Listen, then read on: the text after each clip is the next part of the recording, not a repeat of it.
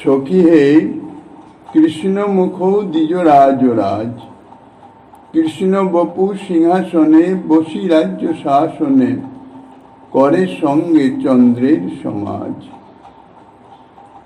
কলিযুগ পাবন অবতার পরম করুণাময় শ্রী গৌরাঙ্গ সুন্দরের পরম অন্তরঙ্গ প্রিয় পার্ষদ বর্জ পূজ্যপাদ শ্রীল কৃষ্ণদাস কবিরাজ গোস্বামী মহাশয় তাহার শ্রী চৈতন্য চরিতামৃত নামক শ্রী গ্রন্থের মধ্যলীলার একবিংশ পরিচ্ছেদে সনাতন শিক্ষা প্রসঙ্গে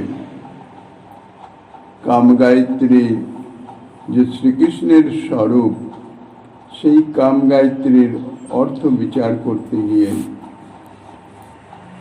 ইতিপূর্বে আলোচিত হয়েছে 24.5 অক্ষর কামগায়ত্রী মন্ত্ররূপ হয় কৃষ্ণ স্বরূপ, 24.5 অক্ষর তার হয়, সে অক্ষর চন্দ্র হয় কৃষ্ণে করি উদয়, ত্রিজগৎ করিল কামময়। ইহার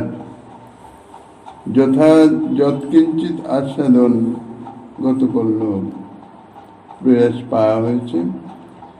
এখন পরবর্তী টিপ্পদিতে বলছেন কৃষ্ণমুখ দ্বিজ রাজ, সখী হে বলে সম্বোধন করছেন। শ্রীকৃষ্ণ মাধুর্য সম্যকরূপে আস্বাদন করেন শ্রীমতী রাধারানী, আর রাধা ভাবাবিষ্টা শ্রীমন মহাপ্রভু শ্রীকৃষ্ণের স্বরূপ ঐশ্বর্য মাধুর্যে আবিষ্ট হয়ে রাধা ভাবাবেশেই তিনি এখানে কৃষ্ণরূপ বর্ণনা করিতেছেন। শ্রীকৃষ্ণ বিরহ বিধুরা শ্রীমতী রাধারানী যেমন নিজের প্রাণপ্রিয় সখীর নিকটে শ্রীকৃষ্ণ কথা প্রসঙ্গে শ্রীকৃষ্ণের রূপ মাধুর্য ইত্যাদি তার মহিমা সব বর্ণনা করেন,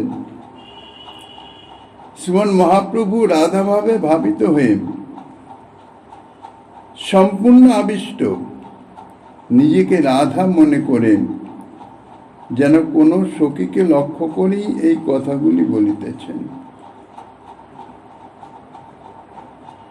বাহ্যিক দৃষ্টিতে শ্রীমন মহাপ্রভু সনাতন গোস্বামীকে লক্ষ্য করেই কথাগুলি বলছেন, কিন্তু আবেশটা হচ্ছে শ্রীমন মহাপ্রভুর শ্রীমতী রাধারানী। আর সনাতন গোস্বামীপাদ তিনি তো ব্রজের শ্রী লবঙ্গ মঞ্জুরি। মহাপ্রভু নিজেকে শ্রী রাধা মনে করে সন্মুখস্থ সনাতন গোস্বামীপাদকে প্রিয় নর্ম সখী মঞ্জুরি, একান্ত আপনার জন মনে করেই ভাবাবেশে সখীয়ে বলে সম্বোধন করে নিজের প্রাণের কথা হৃদয়ের অভ্যন্তর স্থল থেকে তাহা প্রকাশিত করিতেছেন। বলছেন কৃষ্ণ মুখ, যে কৃষ্ণ বদনচন্দ্রের মাধুর্যের বর্ণনা করিতেছিলেন, সেই বদনচন্দ্র কৃষ্ণ মুখ দ্বিজরাজ, দ্বিজরাজ হচ্ছেন চন্দ্র।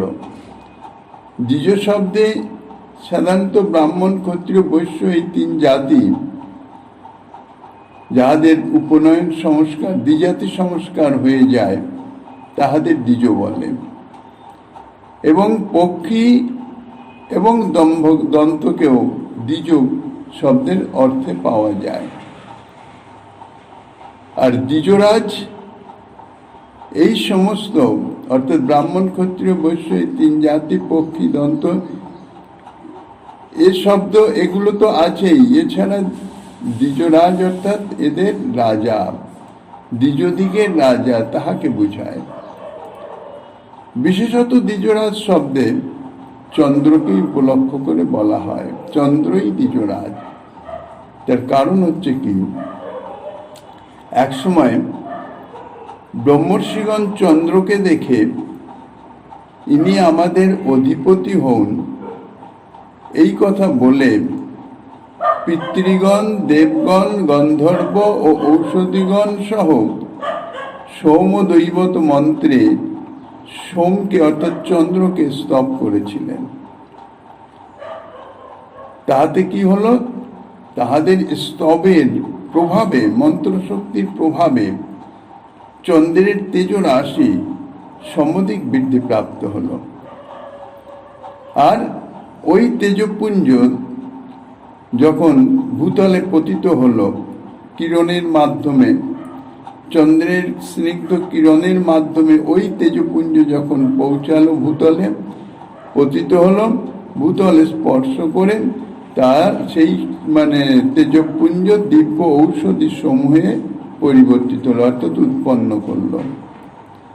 চন্দ্র থেকে জাত বলেই রাত্রিকালে ঔষধি সমূহের দীপ্তি সমধিক হয়, অর্থাৎ তাহাদের প্রভাব মহিমা তাহা বর্ধিত হয়ে যায়। সেই থেকেই চন্দ্র ঔষধীশ, অর্থাৎ সমস্ত ঔষধের ঈশ, এবং দ্বিজেশ বা দ্বিজরাজ নামে অভিহিত হতে লাগল। এই কাহিনী মৎস্য পুরাণে বর্ণিত আছে। তো চন্দ্র হচ্ছে দ্বিজরাজ, আর দ্বিজরাজ ও রাজ, মহাপ্রভু বলছেন কৃষ্ণমুখ শুধু দ্বিজরাজ নয়, দ্বিজরাজ ও রাজ, দ্বিজরাজ সমূহেরও রাজা, অর্থাৎ চন্দ্র সকলের রাজা।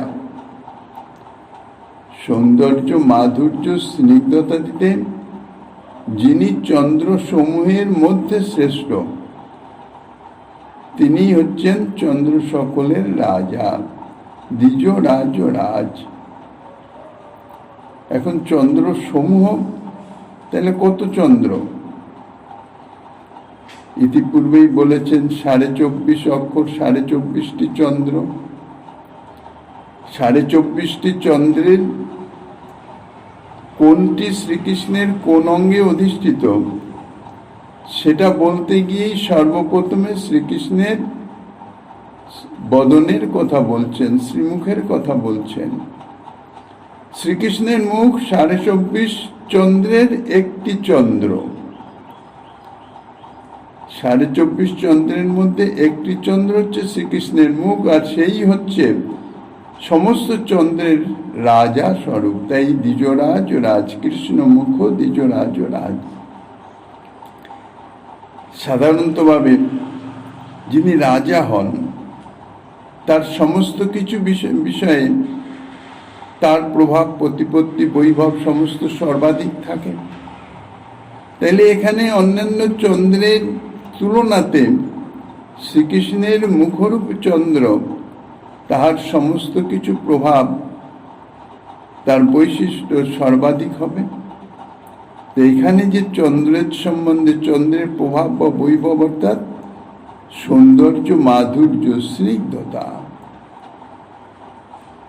তাহাই প্রকাশিত হচ্ছে, তাহার সেই সম্বন্ধেই সর্বোৎকর্ষে সর্বাধিক প্রকাশিত যিনি, তিনি হচ্ছেন রাজা। এই শ্রীকৃষ্ণের মুখ এই 24.5 চন্দ্রের একটি চন্দ্র, এবং সৌন্দর্য, মাধুর্য, স্নিগ্ধতা এবং চিত্তের উন্মাদনকারিত্বে, আকর্ষণ শক্তিতে, সৌন্দর্য, মাধুর্য, স্নিগ্ধতার প্রভাবে আকর্ষণ শক্তিতে, বা তাহার প্রভাবে চিত্তের যে স্নিগ্ধতা, চিত্তের যে আনন্দদায়কত্ব, ইহাতে শ্রীকৃষ্ণ মুখ হইতেছে সর্বাধিক, সর্বোৎকর্ষে, সর্বশ্রেষ্ঠত্বের আসনে বিরাজিত। এই জন্যেই কৃষ্ণ মুখকে বলা হয়েছে দ্বিজরাজ ও রাজ। সাধারণ রাজার ন্যায় শ্রীকৃষ্ণ মুখরূপ চন্দ্র, সেই চন্দ্র রাজারও সিংহাসন, মন্ত্রী, লীলাকমল, নর্তক নর্তকী, রাজসভা, ধনুর্বাণ ইত্যাদি সমস্তই থাকা উচিত। রাজার যে সমস্তগুলি থাকে এইগুলির সম্মিলিতভাবেই তো রাজা, তা নইলে আর রাজার বৈশিষ্ট্য কি থাকে? তো সেই দ্বিজরাজ রাজ শ্রীকৃষ্ণ মুখ। এবার তার পারিষদ বর্গ তাহাদের সম্বন্ধে বর্ণনা করছেন। কৃষ্ণ বপু সিংহাসনে, বপু অর্থাৎ দেহ, তাহলে কৃষ্ণ বপু সিংহাসনে, অর্থাৎ শ্রীকৃষ্ণের দেহরূপ সিংহাসনে, রাজার বসবার জন্য তো সিংহাসন চাই, সিংহাসন না হলে আর রাজার রাজকীয়ত্ব কি থাকবে? তাই শ্রীকৃষ্ণের শ্রীঅঙ্গ অর্থাৎ দেহই হচ্ছে শ্রীকৃষ্ণ মুখরূপ দ্বিজরাজ রাজের সিংহাসন তুল্য। রাজা যখন রাজ্য শাসন করেন তখন সিংহাসনে অধিষ্ঠিত হয়েই তিনি শাসন করেন, তখনই তার শাসনের অধিকার আসে। এই জন্য সিংহাসনের সঙ্গে রাজার একটা যোগসূত্র আছে, যেখানে সেখানে যেমন তেমন অবস্থায় তিনি শাসন কার্য চালাতে পারেন না, বা কোনো আদেশ, রাজ আদেশ তাহা প্রদান করতে পারেন না।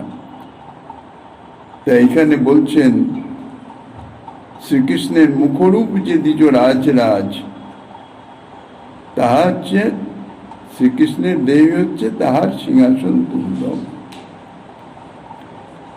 তাই বলছেন বসি রাজ্য শাসনে, সিংহাসনে বসে রাজ্য শাসন করেন। কি রাজ্য শাসন করেন? এখানে শ্রীকৃষ্ণের মুখরূপ দ্বিজরাজ তিনি কি রাজ্য শাসন করেন? তার উত্তর হচ্ছে কাম রাজ্য, কামময়, অর্থাৎ শ্রীকৃষ্ণ কামনাময় প্রজাবৃন্দকে শাসন করেন।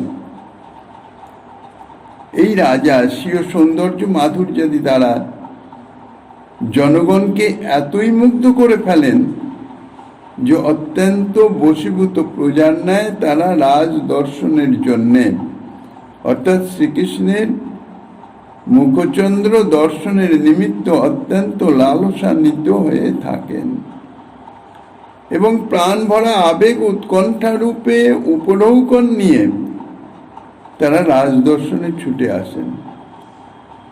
রাজদর্শন করতে গেলে খালি হাতে যেতে নাই। রাজা, কোনো সন্ত সাধু, শ্রী গুরুদেব বা ডাক্তার ইত্যাদি বিশেষ বিশেষ তাদের নিকটে যেতে গেলে কিছু উপঢৌকন অর্থাৎ উপহার বা প্রণামী বিষয়ে একই শব্দের ভাবের প্রকাশে ভিন্ন ভিন্ন শব্দ নিয়ে যেতে হয়, খালি হাতে যেতে নাই। কোনো দেবতার দর্শনে, দেবতার মন্দিরে, শ্রী বিগ্রহ দর্শনে এ সমস্ত খালি হাতে যেতে নাই। তাই এখানে বলছেন লালসান্বিত হন আর প্রাণের আবেগ ও উৎকণ্ঠারূপ উপঢৌকন। এখানে যে উপঢৌকন তা হচ্ছে প্রাণের আবেগ এবং উৎকণ্ঠা, দর্শনের নিমিত্ত প্রাণের আবেগ এবং উৎকণ্ঠা। সেই আবেগ উৎকণ্ঠারূপ উপঢৌকন নিয়ে রাজদর্শনে ছুটে আসেন।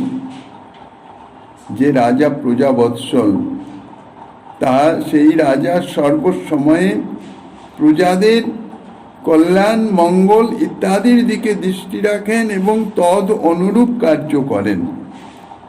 প্রজাবৎসল রাজাও সেই সমস্ত প্রজাদের ভক্তিদত্ত যে উপঢৌকন, তাহা যাহাই হোক না কেন, ভক্তি দত্ত অর্থাৎ শ্রদ্ধা সহকারে, প্রীতি সহকারে রাজাকে যখন অর্পণ করেন, রাজা সেই উপঢৌকন তাহা সাদরে গ্রহণ করে নিজামৃত দানে তাহাদিগকে আপ্যায়ন করেন, অর্থাৎ তাহার বিনিময়ে তাহাদের প্রার্থনা ইত্যাদি পূরণ করেন।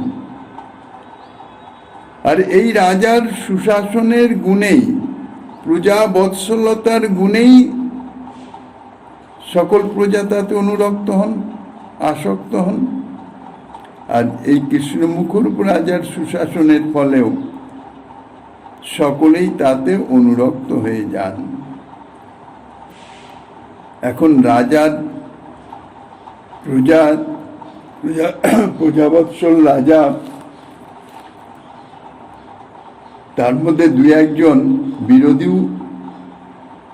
বিরোধিতাও করতে পারে, বিরোধীও হয়ে যেতে পারে, যাদের রাজদ্রোহী বলা হয়। যদি কোনো রাজদ্রোহী পাওয়া যায়, যিনি রাজার বিরোধিতা করিতে ইচ্ছুক বা সেরকম চেষ্টা পরায়ণ, বা সেরকম ভাবাপন্ন রাজা কিন্তু সর্বাগ্রে এই বিরোধী দমন করেন, তা নাহলে রাজ্য শাসন থাকবে না। তা যদি কেউ এই রাজার রাজ্যে রাজদ্রোহী বলে লক্ষিত হয়, অর্থাৎ রাজদ্রোহী কিরকম, রাজার আনুগত্য বাহ্যিকভাবে দেখায় কিন্তু ভিতরে ভিতরে অন্যদিকে তার মতি, অন্যের আনুগত্যে সে সেইভাবে চালিত হয়, সে হচ্ছে রাজদ্রোহী, রাজার বিরোধিতা করছেন। তো এখানে রাজদ্রোহী কে হবে? শ্রীকৃষ্ণ মুখচন্দ্র দর্শনের লালসায় যারা অন্তরের প্রীতি আবেগ উৎকণ্ঠা রূপ উপঢৌকন নিয়ে রাজ দর্শন করেন, রাজার চরণে নিবেদন করেন, তারা তো সব অনুগত। কিন্তু কেউ যদি এ রাজাকেও সন্তুষ্ট রাখছেন, আবার সেই সঙ্গে সঙ্গে অন্য কোনো প্রভাবশালী রাজা বা ব্যক্তি তাকেও তাদৃশ উপঢৌকন ইত্যাদির মাধ্যমে সন্তুষ্ট করার চেষ্টা করেন, তাহলে বুঝতে হবে সে রাজদ্রোহী, রাজার অজ্ঞাতে রাজার বিরোধিতা করিতেছেন।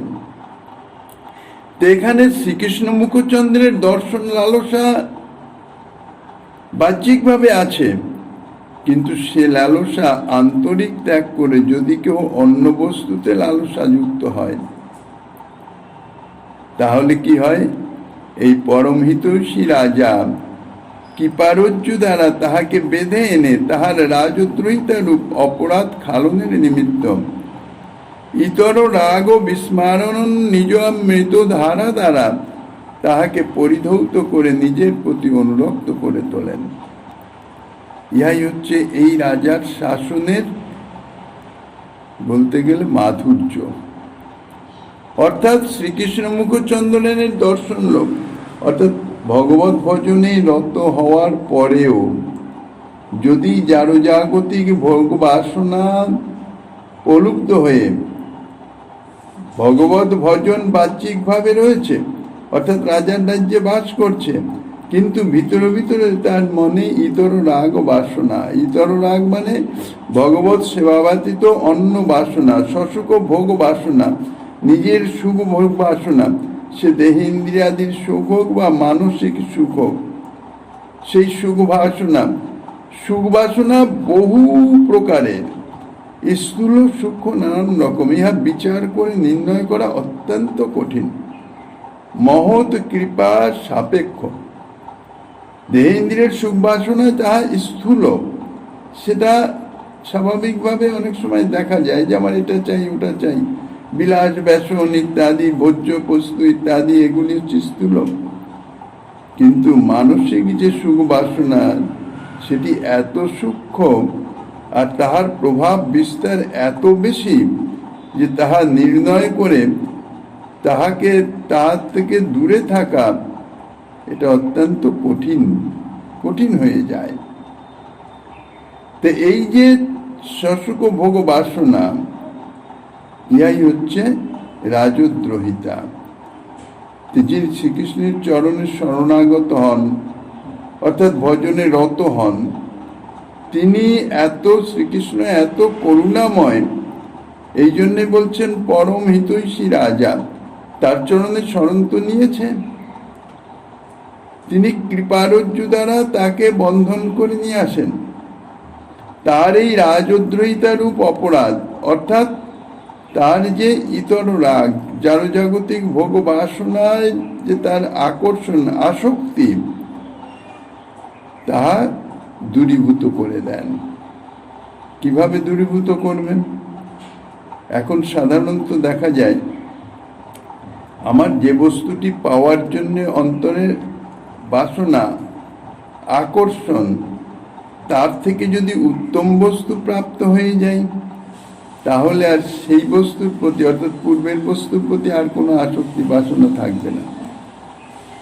সাধারণত দেখা যায় জাগতিক দৃষ্টিতে যদি চালের মধ্যে বা ডালের মধ্যে বা মুড়ির মধ্যে যদি পিঁপড়ে লেগে যায়, পিঁপড়ে একটা একটা করে বাছা যাবে না, তার পাশে যদি খানিকটা চিনি বা মধু ইত্যাদি জাতীয় মিষ্টদ্রব্য যদি আলাদা রাখা যায়, তো দেখা যায় ওখান থেকে সমস্ত পিঁপড়ে তাহার গন্ধে, অর্থাৎ যে বস্তুতে তার আকর্ষণ ছিল সেই বস্তু থেকে আরো উত্তম বস্তুর আঘ্রাণ পেয়ে সমস্ত সেই দিকে ধাবিত হয়ে সেদিকে চলে যায়। পূর্বের যে বস্তুতে আসক্তি তাহা পরিত্যক্ত হয়ে যায়।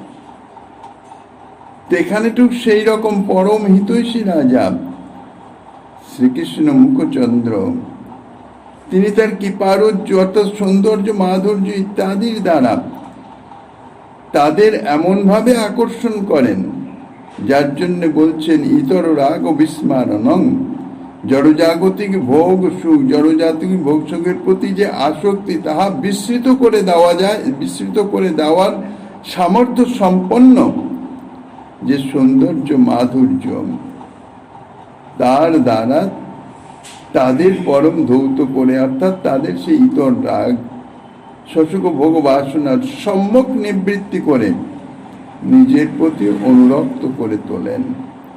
ইহাই হচ্ছে তাহার অপূর্ব রাজ্য শাসন। তাই বলছেন কৃষ্ণবপু সিংহাসনে বসি রাজ্য শাসনে, শ্রীকৃষ্ণের দেহরূপ সিংহাসনে, শ্রীকৃষ্ণের বদন চন্দ্র রূপ যে দ্বিজরাজ রাজ, তিনি আসীন হয়ে সেই দেহরূপ সিংহাসনে আসীন হয়ে রাজ্য শাসন করেন। এইভাবে রাজ্য শাসন করে সৌন্দর্য মাধুর্য ইত্যাদির দ্বারা। অপূর্ব হচ্ছেন এই রাজ্য শাসন, অর্থাৎ সেই বদন চন্দ্রের সৌন্দর্য মাধুর্য বৈদগ্ধ ইত্যাদির অপরূপ প্রভাব। এখন সঙ্গে তো পাত্র মিত্র ইত্যাদি তো চাই, তার নাহলে তো রাজার রাজসভা, শুধু সিংহাসনে উপবিষ্ট শুধু রাজা যদি হন তাহলে তো রাজসভাই হয় না, শাসন কার্যও চলে না। শাসন কার্য সদা সর্বদাই পাত্র মিত্র সহ পরিপূর্ণ সভাতেই সম্পন্ন হয়। তাই বলছেন সঙ্গে চন্দ্রের সমাজ, বসি রাজ্য শাসনে করে সঙ্গে চন্দ্রের সমাজ। চন্দ্রের সমাজ অর্থাৎ বহু চন্দ্র পার্শ্বদ রূপে এই রাজার সঙ্গে সেই রাজসভাতে বিদ্যমান। তো এই যে অপর চন্দ্র অর্থাৎ শ্রীকৃষ্ণের স্বরূপ, অর্থাৎ মুখচন্দ্র মানে চরণতল থেকে একদম শিরোদেশ পর্যন্ত, এটাই তো পুরো স্বরূপ। তো এই স্বরূপ হচ্ছে কাম গায়ত্রী, অর্থাৎ এই স্বরূপে 24.5 চন্দ্র বিরাজিত। তো সেই 24.5 চন্দ্রের এক চন্দ্র হচ্ছে তাঁর মুখচন্দ্র, যিনি হচ্ছেন রাজা। আর বাকি যা তাহা হইতেছে তাঁর পার্শ্বদ বৃন্দ। 23.5 চন্দ্র এই মুখচন্দ্র রূপ রাজার পার্শ্বদ স্বরূপ। অথবা এই ত্রিপদী এভাবেও অর্থ করা যায় যে কৃষ্ণমুখ দ্বিজরাজ চন্দ্রের সমাজ সঙ্গে করে কৃষ্ণ বপুরূপ সিংহাসনে বসে রাজ্য শাসন করেন। সকল চন্দ্রই দেহরূপ সিংহাসনে আসীন।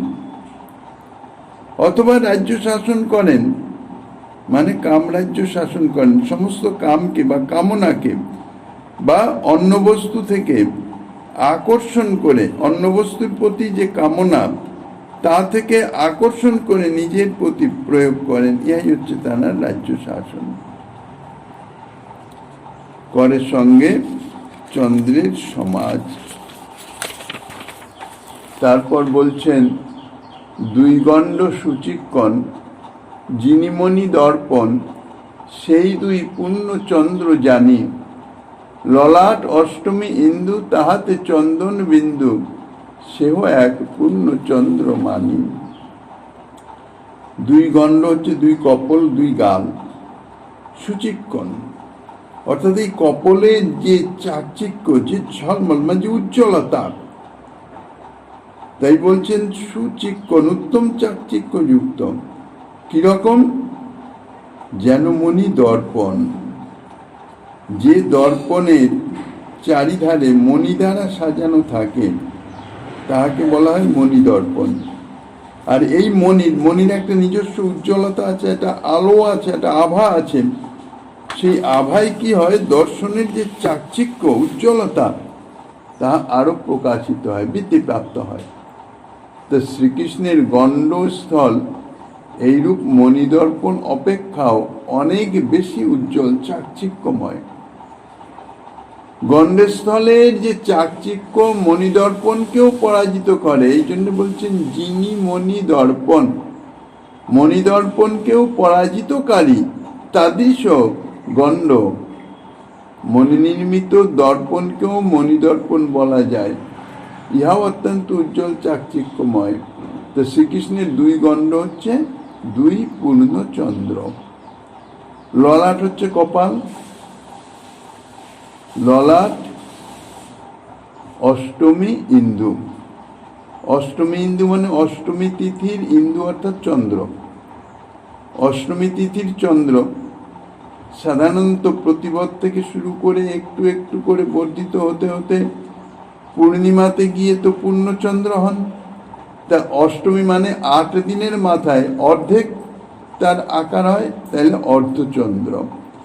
তা অষ্টমীর ইন্দু, অষ্টমী তিথিতে যে চন্দ্র উদয় হয় সেই চন্দ্র হচ্ছে অর্ধচন্দ্র, অর্থাৎ বর্ধিত হতে হতে সম্পূর্ণ কলেবরের অর্থাৎ পূর্ণতার অর্ধস্থলে পৌঁছান। তা শ্রীকৃষ্ণের ললাট বা কপাল তাহা হচ্ছে অর্ধচন্দ্র তুল্য। তাই বলছেন ললাট অষ্টমী ইন্দু। এবার বলছেন তাহাতে চন্দন বিন্দু। ললাটে যে গোল চন্দনের একটা ফোঁটা দেওয়া আছে, ললাটস্থ চন্দনের ফোঁটা, সেও এক পূর্ণচন্দ্র। তাই বলছেন ললাট অষ্টমী ইন্দু, তাহাতে চন্দন বিন্দু, সেও এক পূর্ণচন্দ্র মানি। তাহলে দুই গণ্ড দুই চন্দ্র হলো পূর্ণচন্দ্র। ললাট হয়ে গেল অর্ধচন্দ্র, আর ললাটের মধ্যে যে গোল চন্দন বিন্দু, চন্দনের ফোঁটা, তাহা একটি পূর্ণচন্দ্র। তাহলে দুই গণ্ড দুই চন্দ্র, চন্দন ফোঁটা এক চন্দ্র, 3 চন্দ্র হলো। আর ললাট হয়ে গেল অর্ধচন্দ্র, তাহলে 3.5 চন্দ্র এখানে হলো। এ পর্যন্ত 4.5 চন্দ্র পাওয়া গেল। বদন চন্দ্র এক পূর্ণচন্দ্র, আর এই 3.5 চন্দ্র মিলে 4.5 চন্দ্র হলো। কৃষ্ণ মুখ এক চন্দ্র, দুই গণ্ড দুই চন্দ্র, ললাট অর্ধচন্দ্র, ললাটের চন্দ্রবিন্দু এক চন্দ্র, মোট 24.5 চন্দ্র। তার 4.5 চন্দ্রের স্থান নির্ণীত হলো। এখন বাকি যে 20 চন্দ্র, সেই 20 চন্দ্রের কথা পরে বলছেন। করনখ চাঁদের হাট, বংশী উপর করে নাট, তার গীত মুরলীর তান, পদনখ চন্দ্রগণ, তলে করে নর্তন, নুপুরের ধ্বনি যার গান। হাতের 10 আঙ্গুলের 10টি নখ হলো 10টি চন্দ্র, আর পায়ের 10 আঙ্গুলের 10টি নখ হচ্ছে বাকি 10 চন্দ্র। তাহলে এই 10 10 20 হলো, তাহলে মোট 24.5 চন্দ্র হলো।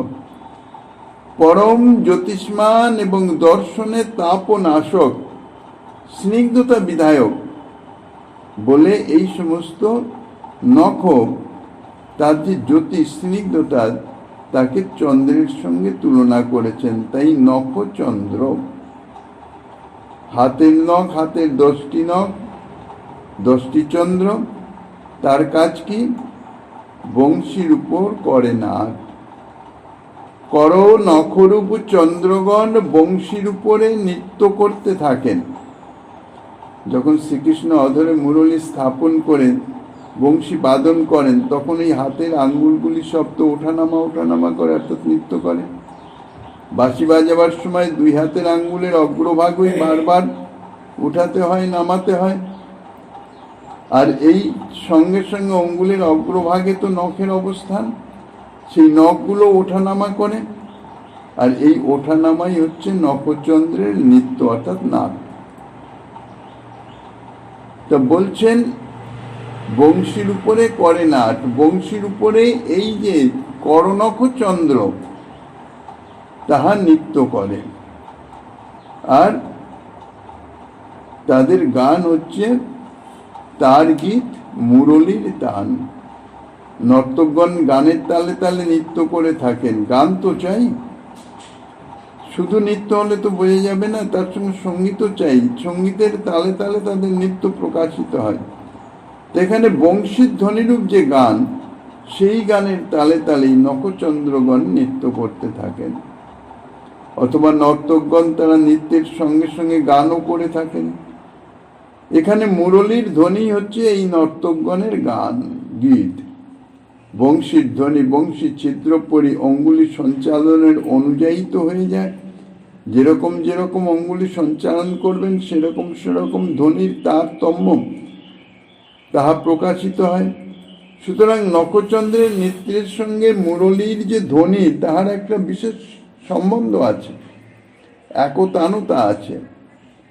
ঠিক সেই রকম পদনখ, শ্রীকৃষ্ণের শ্রীচরণের যে 10টি অঙ্গুলির যে অগ্রভাগস্থ যে 10টি নখচন্দ্রের সদৃশ,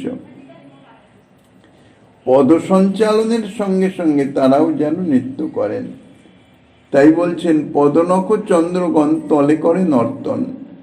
যখন পদ সঞ্চালন করেন তখন সেই পদ সঞ্চালনের সঙ্গে সঙ্গে পদনখ চন্দ্রগণ তাহাদের যে সঞ্চালন, তাহাই হচ্ছে তাহাদের নৃত্য। তো সেখানে গান কি? যেখানে নৃত্য সেখানে গানও তো চাই, সঙ্গীত না হলে শুধু নৃত্য তো হবে না। হস্তচন্দ্রগণের নৃত্যের সঙ্গে মুরলীর ধ্বনি হচ্ছে গান, গীত। আর পদনখ চন্দ্রের নৃত্যের সঙ্গে গান কি? বলছেন নূপুরের ধ্বনি তার গান। চরণস্থিত যে নূপুর, চরণ সঞ্চালনের সঙ্গে সঙ্গে সেই নূপুরের যে মধুর ধ্বনি, সেই ধ্বনি হচ্ছে পদনখ চন্দ্রের নৃত্যের সঙ্গে সঙ্গীত। বিলাসী রাজা রাজসভায় নর্তকগণও থাকে, নৃত্য করেন, গীত হয়, গানের সঙ্গে সঙ্গে নৃত্য হয়। তাই হস্তপদের নখরূপ চন্দ্রগণেই কৃষ্ণ মুগ্ধ রাজের সভায় নর্তক, এবং বংশী ও নূপুরের ধ্বনি হচ্ছে এই রাজসভার গান। নাচে মকর কুণ্ডল, নেত্র লীলা কমল, বিলাসী রাজা সতত নাচায়, ভ্রুধনু নাসা বান, ধনুর গুণ 2 কান, নারীগণ লক্ষ্য বিন্ধেতায়।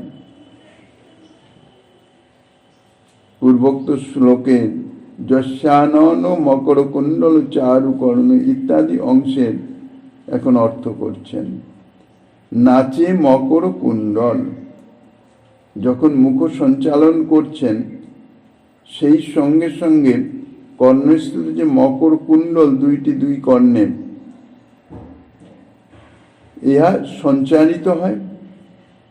ইহাই হচ্ছে মকর কুণ্ডলের নৃত্য। আর নেত্র হচ্ছে চক্ষু, নেত্র লীলা কমল। বিলাসীগণ যেমন কমল বা পদ্ম হাতে রেখে ঘুরাতে থাকেন, তাহাকে লীলা কমল বলেন। শ্রীকৃষ্ণের চক্ষুরূপ কমলই শ্রীকৃষ্ণ মুখরূপ দ্বিজরাজের লীলা কমল তুল্য। স্নিগ্ধতায়, পবিত্রতায়, গঠনে শ্রীকৃষ্ণের চক্ষু কমলেরই তুল্য। এই জন্যে নয়ন কমল বলা হয় বা কমলাক্ষী বলা হয়। তো শ্রীকৃষ্ণের এই চক্ষুরূপ, নয়নরূপ যে কমল, সেই কমল যখন এদিক ওদিক সঞ্চালিত হয়, তাহাই হচ্ছে তাহার নৃত্য। তা বলছেন যে বিলাসী রাজা সতত নাচায়, নেত্র লীলা কমল, নেত্ররূপ লীলা কমল, বিলাসী রাজারূপ মুখচন্দ্র সতত নৃত্য করায়, অর্থাৎ নাচায়। মুখরূপ চন্দ্র অত্যন্ত বিলাসী, তিনি চক্ষুরূপ লীলা কমল সর্বদাই নৃত্য করিয়ে থাকেন, অর্থাৎ চঞ্চল আঁখি। শ্রীকৃষ্ণের দৃষ্টি সদা সর্বদাই চঞ্চল, স্থির নয়। শ্রীকৃষ্ণ লীলা ইহাই শ্রীকৃষ্ণের বিশেষত্ব। নরলীলা, রামচন্দ্র লীলাও নরলীলা, কিন্তু রামচন্দ্র মর্যাদা পুরুষোত্তম, তানার নেত্র ধীর স্থির গম্ভীর, সেখানে কোনো চঞ্চলতা নেই। আর শ্রীকৃষ্ণ তিনি লীলা পুরুষোত্তম, লীলাই তানার মুখ্য। সেই লীলাতে তিনি সদা সর্বদাই চঞ্চল, তানার নেত্রও চঞ্চল, সদা সর্বদা চঞ্চল। শ্রীকৃষ্ণের এই চঞ্চল নেত্র এক ক্ষণের জন্য স্থির থাকে না। তাহার প্রেমময় পরিকর বর্গের প্রতি প্রেমে আকৃষ্ট হয়ে প্রত্যেকের দিকেই তিনি দৃষ্টি সঞ্চালন করেন, অর্থাৎ তার দৃষ্টি সঞ্চালিত হয়। এই জন্যই তার নেত্রে এই চঞ্চলতা, এই জন্যই চঞ্চল। বিলাসী রাজা, শ্রীকৃষ্ণের মুখরূপ রাজাকে বলা হয়েছে বিলাসী। তার হেতু হচ্ছে এই, বিলাস আছে যার তাকেই বলা হয় বিলাসী।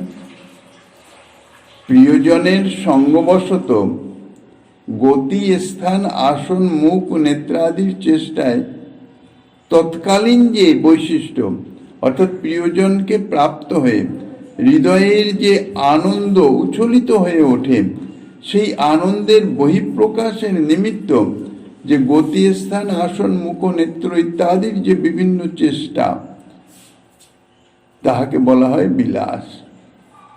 গতি, স্থানাসনাদিনাং মুখ নেত্রাদি কর্মানাম তৎকালিকন্তু বৈশিষ্ট্যং বিলাস প্রিয় সঙ্গজ। প্রিয় সঙ্গের প্রভাবে যে বৈশিষ্ট্য, অর্থাৎ যে বিলাস, অর্থাৎ যে বাহ্যিক ভাবের প্রকাশ, তাই হচ্ছে বিলাস। বিশুদ্ধ প্রেমবতী গোপ সুন্দরীগণের সান্নিধ্যে, তারা তো প্রিয়জন, তাদের সান্নিধ্যে হৃদয়ের প্রেম ও সমুদ্রে যে প্রবল তরঙ্গ সমুত্থিত হয়, সেই তরঙ্গের ঘাত ও প্রতিঘাতে মুখমণ্ডলের যে সুচারু ভঙ্গিমা, মকর কুণ্ডলের যে শোভন নৃত্য, ভ্রুলতার যে বিকম্পন, আর নয়ন খঞ্জনের সহাস্য নর্তন, নয়নরূপ খঞ্জন চঞ্চলাখি যে সহাস্য নর্তন, অর্থাৎ যে চঞ্চলতা, আর বিম্বনিন্দিত ওষ্ঠাধরের যে ঈষৎ উদ্ভিন্নতা, মৃদুমন্দ স্নিগ্ধ যে হাসি, কুন্দ বিনিন্দিত দন্ত পক্তি, ঈষৎ উন্মেষ আদি, অর্থাৎ সেই স্নিগ্ধ হাসির প্রভাবে কুন্দবিনিন্দিত যে দন্ত পঙ্ক্তি, তাহার ঈষৎ উন্মেষ, সম্পূর্ণ উন্মেষ নয়, অল্প একটু যে তাহার প্রকাশ, ইহাতেই শ্রীকৃষ্ণ বদনচন্দ্রের অপূর্ব বৈশিষ্ট্যতা সম্পাদিত হয়ে থাকে। এই বিশিষ্টতাই হচ্ছে মুখচন্দ্র রূপ রাজার বিলাস। তাই বলছেন বিলাসী রাজা, সেই জন্যই তাকে বিলাসী রাজা বলা হয়েছে। ভ্রুধনু নাশাবান ধনুর্গুণ দুই কান, নারীগণ লক্ষ বিন্ধে তাই। ভ্রুধনু শ্রীকৃষ্ণের ভ্রুযুগল, ভ্রুযুগল সাধারণত দেখতে ধনুর তুল্য। ধনুর মাঝখানে ধনু ধরার নিমিত্ত সোজা স্থান, বাকি দুই দিক বক্র এবং দুই দিক সমানভাবে বক্র। তা শ্রীকৃষ্ণের যে ভ্রু মাঝখানের নাসিকার সঙ্গে সংযুক্ত, এই জন্য জোড়া ভ্রু বলা হয়েছে। দুই দিকের যে ভ্রু, তাহা একেবারে অবিকল ধনুর তুল্য। তাহার সঙ্গে যে নাসিকা, সুচিক্কণ নাসিকা, তার নাসিকা ওই ধনুতে যোজন করবার বান তুল্য। ধনুকে তো বানই সজ্জিত হয়, আর তার দুই কর্ণ হচ্ছে ধনুর গুণ বা জ্যা তুল্য। সুশাসনের বা শান্তি স্থাপনের জন্য, দুষ্টের দমনের জন্য, অথবা মৃগয়ের জন্য, বিভিন্ন প্রয়োজনে রাজার হাতে সবসময় ধনুর্বাণ থাকে। কিন্তু এই ধনুর্বাণ দ্বারা বাহ্যিক রাজা, তারা তো বিভিন্ন কার্য করে থাকেন। সুশাসনের নিমিত্ত বা শান্তি স্থাপনের জন্য, দুষ্টের দমনের জন্য প্রয়োগ করেন, বা মৃগয়ের জন্যে বা কৌতুক অনুভব করবার জন্য মৃগয়া করতে গিয়ে সেখানে ধনুর্বাণ প্রয়োগ করেন। কিন্তু এই যে শ্রীকৃষ্ণের মুখরূপ যে রাজা, তাঁর যে ভ্রুধনু, নাসিকারূপ বাণ, এই ধনুর্বাণ দ্বারা এই রাজা কাকে বিদ্ধ করেন? বলছেন নারীগণ লক্ষ্য বিন্ধে তার। এই ধনুর্বাণ দ্বারা গোপ নারীগণকে বিদ্ধ করেন। কেন বিদ্ধ করেন? বিনা অপরাধে তো কাউকে কোনো কষ্ট দেওয়া উচিত নয়, শাস্তি দেওয়া উচিত নয়, বাণবিদ্ধ করা উচিত নয়। তো গোপীগণের অপরাধ কি? বোধ হয় চৌর্যা অপরাধ। গোপীগণ মহাচৌরিণী, তাহারা দ্বিজরাজ রাজের সিংহাসনের একটি অমূল্য রত্ন চুরি করেছেন। সেই অমূল্য রত্নটি কি? তা হইতেছে শ্রীকৃষ্ণের মন। দেহের মধ্যেই তো মনের অবস্থান হয়। তা শ্রীকৃষ্ণের মনরূপ রত্ন চুরি করেছেন সেই চৌর্যা অপরাধের নিমিত্ত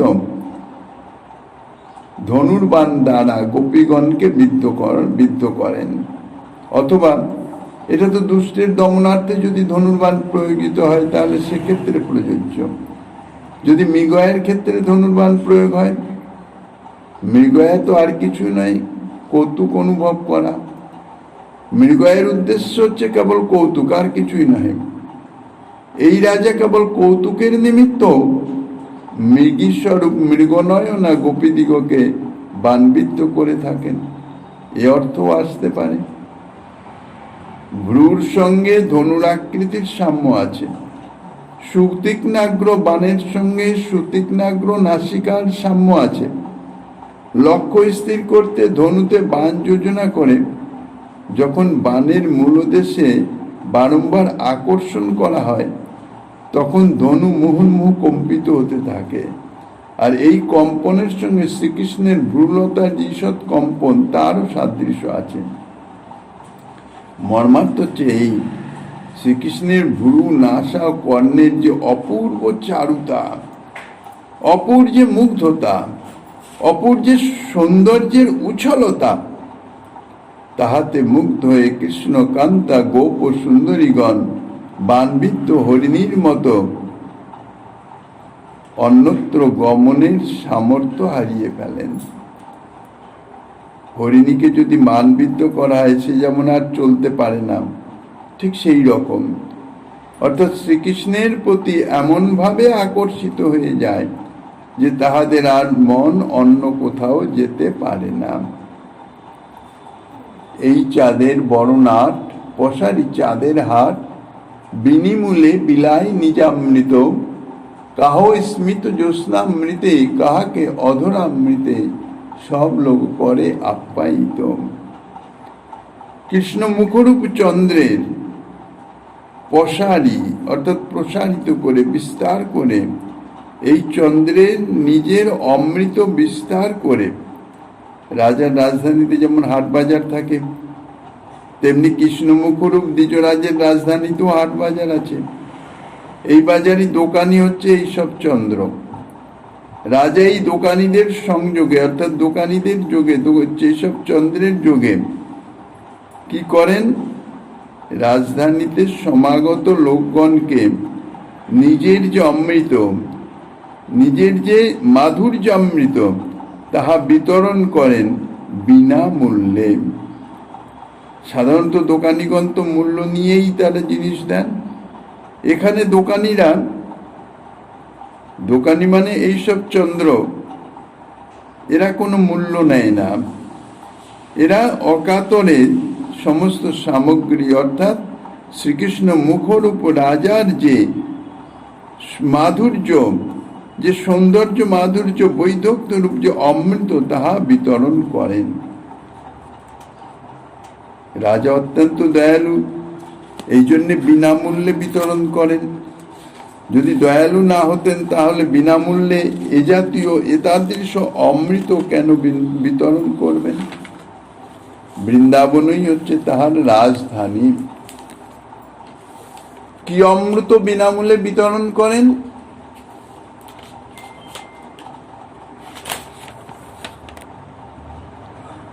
কাহ স্মিত জ্যোৎস্নামৃতে, কাহাকে অধরামৃতে, সব লোক করে আপ্যায়িত। কাহ অর্থাৎ কাহাকেও, মানে কোনো জনকে। স্মিত অর্থাৎ মৃদুমন্দ হাসি, স্মিত জ্যোৎস্নামৃত, মৃদুমন্দ হাসিরূপ জ্যোৎস্নার, হাসির জ্যোৎস্নারূপ অর্থাৎ মাধুর্যরূপ অমৃত। স্মিত জ্যোৎস্নামৃত অর্থাৎ শ্রীকৃষ্ণের মধুর যে হাসি, সে হাসি তার মুখরূপ চন্দ্রের জ্যোৎস্না সদৃশ। মুখরূপ চন্দ্ররাজ এই জ্যোৎস্নারূপ অমৃত কাহাকেও বিনামূল্যে বিতরণ করেন, আবার কাহাকেও বা অধরামৃত প্রদান করেন। সব লোক করে আপ্যায়িত, অর্থাৎ কাহাকেও অমৃত থেকে তিনি বঞ্চিত করেন না, সকলকেই তিনি সন্তুষ্ট করেন। অর্থাৎ শ্রীকৃষ্ণ তার কোনো প্রেয়সীর প্রতি সপ্রেম দৃষ্টিপাত করে মৃদুমধুর হাস্য করেন, কোনো প্রেয়সীকে বা চুম্বনাদি দান করেন। এইরূপভাবে সকলকেই, তার রাজ্যের সকল প্রজাকেই তিনি কৃতার্থ করেন, তাহাদের ধন্যাতিধন্য করেন, তাদের সন্তোষ বিধান করেন। বিপুল আয়তারুণ মদন মদ ঘূর্দন, মন্ত্রী যার এই দুই নয়ন, লাবণ্য কেলি সদন জননেত্র রসায়ন, সুখময় গোবিন্দ বদন। এখানে রাজার মন্ত্রীর কথা উল্লেখ করছেন। এই রাজার মন্ত্রীকে বলছেন বিপুল আয়তারুণ মদন মদ ঘূর্ণন, মন্ত্রী যার এই দুই নয়ন। শ্রীকৃষ্ণের দুই নয়ন, দুই চক্ষু, তাহারাই হচ্ছে মন্ত্রী। তাদের স্বরূপ কিরকম বলছেন? বিপুল আয়ত অরুণ। বিপুল অর্থাৎ বড়, আয়ত অর্থাৎ বিস্তৃত দীর্ঘ, আকর্ণ বিস্তৃত নয়ন বলছে কর্ণ পর্যন্ত বিস্তৃত, বিশাল আকার। আর অরুণ অর্থাৎ ঈষৎ রক্তবর্ণ, ঈষৎ লালিমা যুক্ত।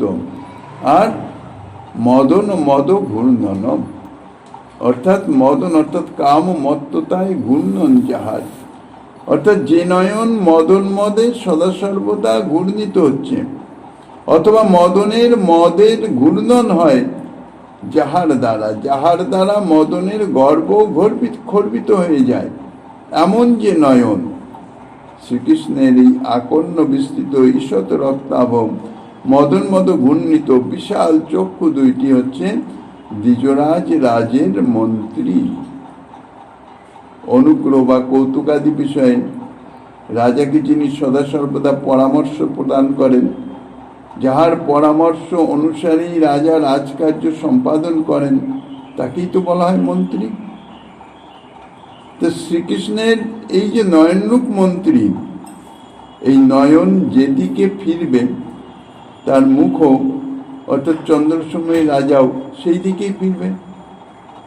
নয়ন দৃষ্টি দ্বারা যাকে লক্ষ্য করেন, বদনরূপ চন্দ্ররাজও তাহাকেই অনুগ্রহাদি করেন।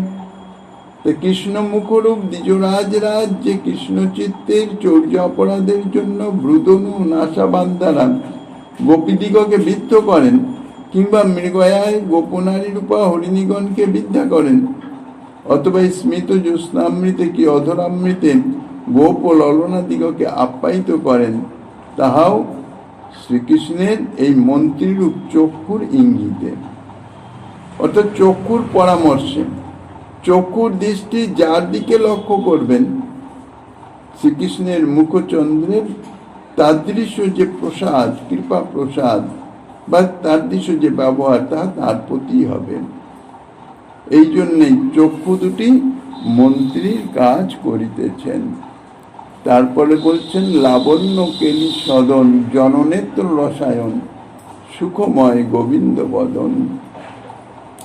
লাবণ্য হচ্ছে চাকচিক্য বা স্নিগ্ধতা। লাবণ্য কেলি সদন, কেলি অর্থাৎ ক্রীড়া বা লীলা, সদন মানে বাসস্থান। তাহলে শ্রীকৃষ্ণের মুখ লাবণ্যের লীলাস্থল, শ্রীকৃষ্ণের মধুর বদনে লাবণ্যের তরঙ্গ নিত্যই বিরাজমান। অন্যত্র বলা হয়েছে শ্রীকৃষ্ণের মুখ হইতেছে লাবণ্যামৃত জন্মস্থান। লাবণ্য রূপ অমৃতের উৎপত্তি স্থানই হচ্ছে শ্রীকৃষ্ণের মুখচন্দ্র। তাহা কি না জননেত্র রসায়ন, লোকসমূহের নয়নের স্নিগ্ধতার বা তৃপ্তির বিধায়ক।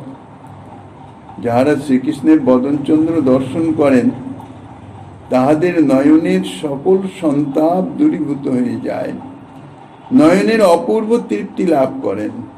অর্থাৎ নয়নের মাধ্যমে, দর্শনের মাধ্যমে তাহাদের মন প্রাণ সমস্ত স্নিগ্ধ শান্ত শীতল হয়ে যায়, কোন রকম তাপ আর থাকে না। তাই তা হয় সুখময়, আনন্দময়।